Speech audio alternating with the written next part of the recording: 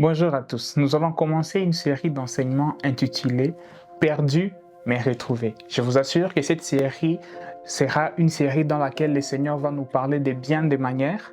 Nous allons découvrir la mission de Jésus-Christ et comment il a impacté des vies durant son parcours et dans lesquelles il a rencontré des vies qui étaient perdues et qui les a retrouvées.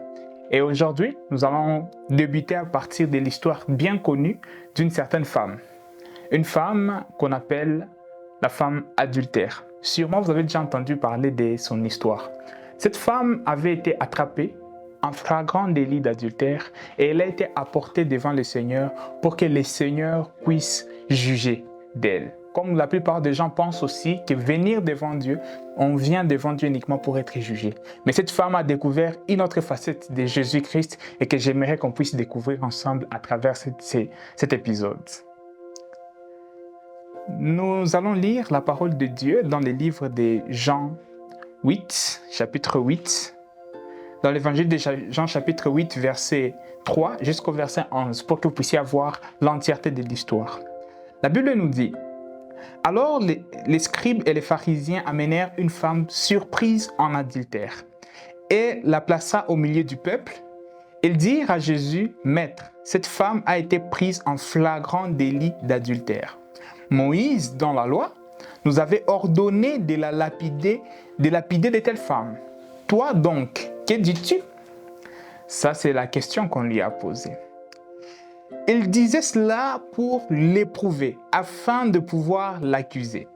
Mais Jésus, s'étant baissé, écrivait avec le doigt sur la terre.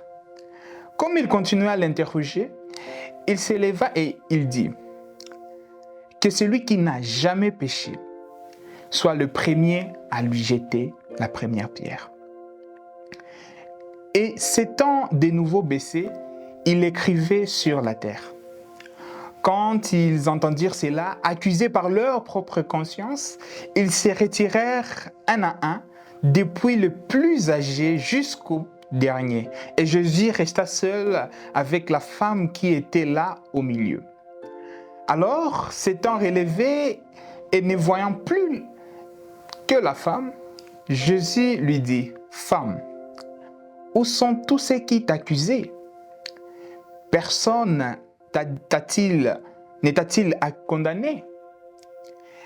Elle répondit: Non, Seigneur. Et Jésus lui dit: Je ne te condamne pas non plus. Va et ne pêche plus. Voilà le récit dans lequel nous allons, dans ces quelques minutes, pouvoir partager. Dans ce récit, vous avez une femme qui avait été apportée devant Jésus-Christ. Jésus-Christ, on lui tend un piège. Ce sont les pharisiens qui lui tendent ces pièges-là en lui présentant une situation à double tranchant. De telle manière que si Jésus disait non, il était dans le piège. S'il disait oui, il était toujours dans le piège. On lui dit: est-ce que nous devons lapider cette femme? Si Jésus-Christ admettait qu'on lapide cette femme, selon la loi romaine que vous pouvez lire dans le chapitre 18 de ce même livre, il était interdit à quelqu'un d'autre de pouvoir ordonner la mort de quelqu'un si ce n'est un Romain. Donc, pour tuer quelqu'un, il fallait que ce soit un Romain qui ait ordonné sa mort. Et donc, si Jésus avait dit de lapider la femme selon la loi de Moïse, automatiquement, Jésus était dans le piège, on devait le faire tuer à travers le Romain. Et si Jésus disait non, on devait lui présenter que voilà, cet homme, c'est un hypocrite. Il ne respecte pas la loi de Moïse. Mais en réalité, le piège qui était là, et souvent nous nous retrouvons dans plusieurs situations pareilles, où les hommes nous placent dans une circonstance où nous n'avons pas le choix. Quel que soit le choix que nous devons prendre, ce choix nous sera fatal. Et seul le Seigneur Jésus-Christ peut nous donner la sagesse qu'il faut pour nous sortir de ce genre de situation. Et regardez maintenant quelle est la loi qu'ils étaient en train de vouloir appliquer. Il ne s'agissait pas de la loi de Moïse, non, détrompez-vous. Il s'agissait de la loi des Romains encore. Pourquoi? Parce que la loi de Moïse, dans Deutéronome 22, indique qu'en cas de flagrant délit d'adultère, vous devez tuer, lapider, non simplement la femme, mais aussi l'homme. Donc ces gens se faisaient passer pour des interprètes de la parole de Dieu. Et en se faisant passer pour ces genres d'interprètes de la parole de Dieu, ils apportaient un faux enseignement. Ils étaient comme les serpents. dans le jardin d'Éden, qui vient de dire, le Seigneur n'a-t-il pas dit ceci uniquement pour trouver un moyen de vous piéger? Et Jésus, face à ces pièges, sachant qu'il n'était pas en train de vouloir appliquer ni la loi de Moïse, ni suivre la parole de Dieu, il s'est baissé et il a écrit par terre. Et il a fait la première chose que la parole de Dieu fait dans la vie de chacun d'entre nous. Il leur a posé la question que celui qui n'a jamais péché soit le premier à pouvoir jeter une pierre. Cette question est très importante parce que ça nous révèle à quoi sert la parole de Dieu. Ils se sont servis de la Bible, de la loi de Moïse, uniquement pour condamner. Et lorsque Jésus-Christ est venu, lui, il a présenté que la Bible, on n'utilise pas la Bible pour condamner les autres. Non, ce n'est pas à cela que sert la parole de Dieu. La parole de Dieu sert comme un miroir, à pouvoir nous refléter ce que nous sommes. Nous devons nous regarder devant le miroir de la parole de Dieu et découvrir qui nous sommes. Et c'est ce qu'il leur a montré. Il leur a dit que celui qui n'a jamais péché soit le premier à jeter une pierre. Et ainsi, automatiquement, ils devaient chacun se placer devant le miroir de leur propre vie et découvrir qui ils sont réellement. Et la Bible nous a directement présenté dans cet épisode ce qu'ils ont découvert. Chacun a commencé à se retirer parce que devant le miroir de la sainteté de Dieu, ils se sont rendus coupables. Et tous avaient péché. La Bible nous dit que les plus anciens ont commencé à partir en premier jusqu'aux plus jeunes. Les plus anciens avaient déjà compris le piège. Parce que non simplement le piège qu'ils avaient placé devant le Seigneur s'est retourné contre eux. Pourquoi? Parce que si quelqu'un se disait être le premier à n'avoir jamais péché, il suffisait qu'il prenne une pierre et qu'il jette, et cette pierre justifiait les pierres que les autres devaient jeter. Jésus ne leur a pas dit que tout celui qui n'a jamais péché jette des pierres. Non, c'est uniquement qu'il soit le premier. Pour dire que si je suis le premier à jeter la pierre et que je me trouve sans péché, automatiquement je justifie tous ceux qui sont derrière moi afin qu'ils puissent eux aussi jeter des pierres, même si eux ils ont péché. Donc actuellement, celui qui aurait condamné la femme, ce n'était plus Jésus, mais la première personne à jeter la pierre. Mais en deuxième lieu, s'ils ne jetaient pas la pierre, les pièges se referment contre eux-mêmes. Automatiquement, ils viennent de prouver au monde entier que ce sont eux les vrais hypocrites. Parce qu'ils viennent condamner quelqu'un et pourtant eux-mêmes sont coupables de quelque chose. Et donc, Jésus a renversé la situation. Et c'est de cette façon, au fait, que Jésus fait à chaque fois que nous le rencontrons dans nos vies. Il vient renverser la situation de notre vie. Nous sommes parfois comme cette femme adultère dans un dilemme dans lequel on nous prend.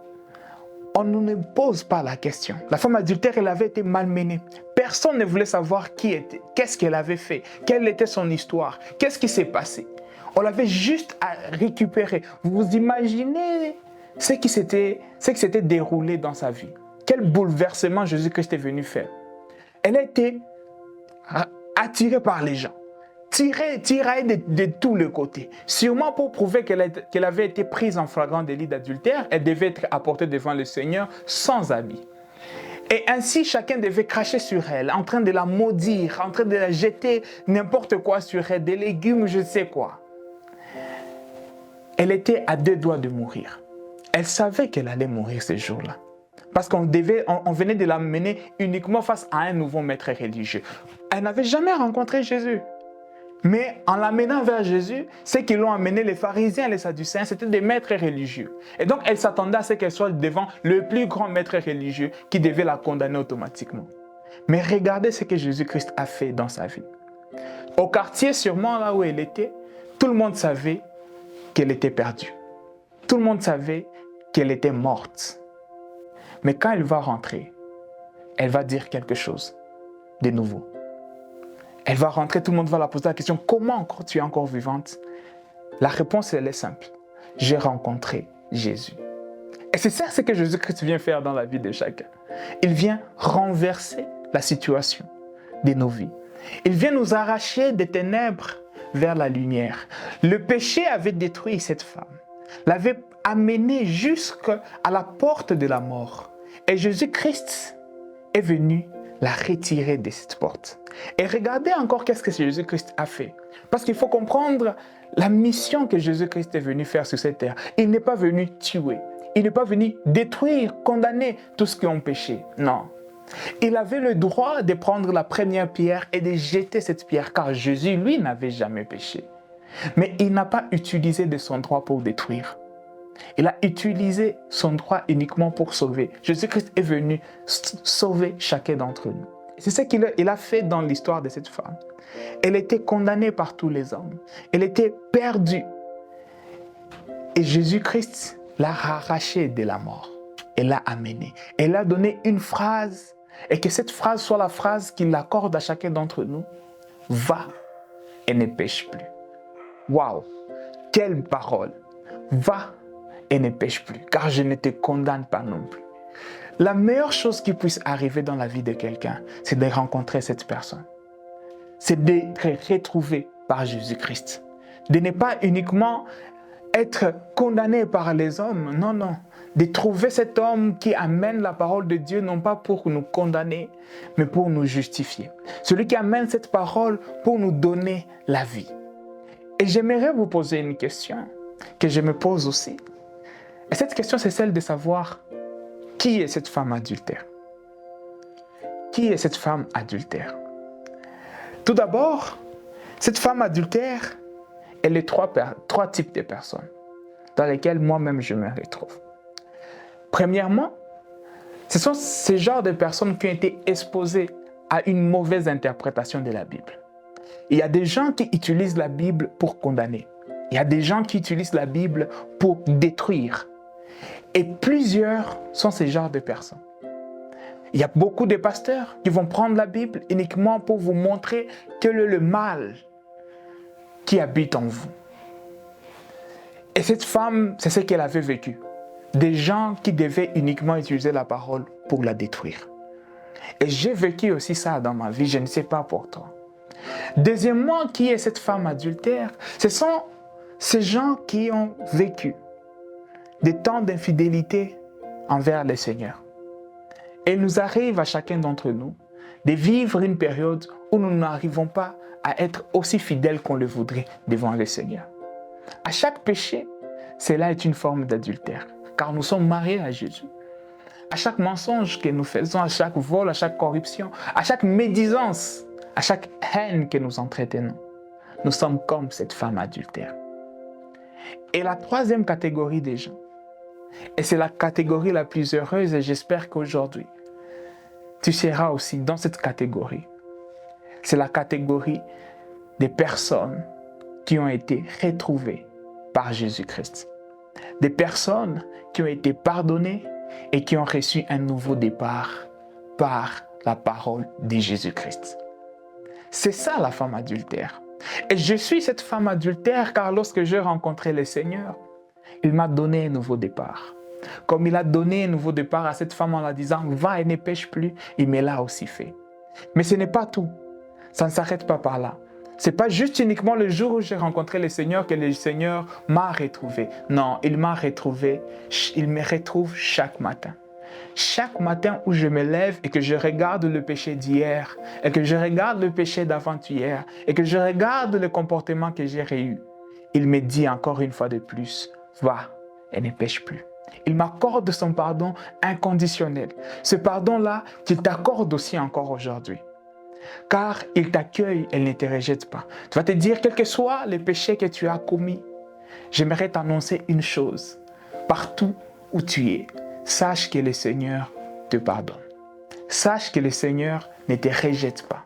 Il va t'accueillir, il va t'amener près de lui et il va te dire la phrase qu'il a donnée à cette femme et qui a changé sa vie. Va et ne pêche plus. Et c'est cette phrase-là que je reçois aussi ce matin, encore une fois de plus dans ma propre vie. Que le Seigneur m'accorde encore ce nouveau départ à chaque fois que je viendrai devant lui. Et qu'il me dise encore une fois de plus, je ne te condamne pas. Je te dis, va et ne pêche plus. Et c'est cette phrase que je t'annonce aussi. Si tu n'as pas encore reçu le Seigneur dans ta vie et que tu te poses encore la question en te demandant où est-ce que j'en suis avec le Seigneur, il se pourrait que tu l'aies reçu quand tu étais même jeune. Mais le Seigneur t'apporte cette phrase encore une fois de plus. Si tu t'es égaré, si tu t'es éloigné de lui, va et ne pêche plus. Et c'est ainsi qu'il a transformé la vie de la femme adultère. Et c'est ainsi qu'il a transformé ma propre vie. Et qu'il la transforme chaque matin. Et que j'espère encore pour toi qu'il va transformer ta vie à travers cet enseignement et à travers cette série que nous allons continuer à découvrir toutes ces personnes que le Seigneur a rencontrées, qui étaient perdues et qu'il est parti chercher et à qui il a donné des nouveaux départs. Un nouveau départ à toi. Va et ne pêche plus, car le Seigneur ne te condamne pas. Que Dieu te bénisse.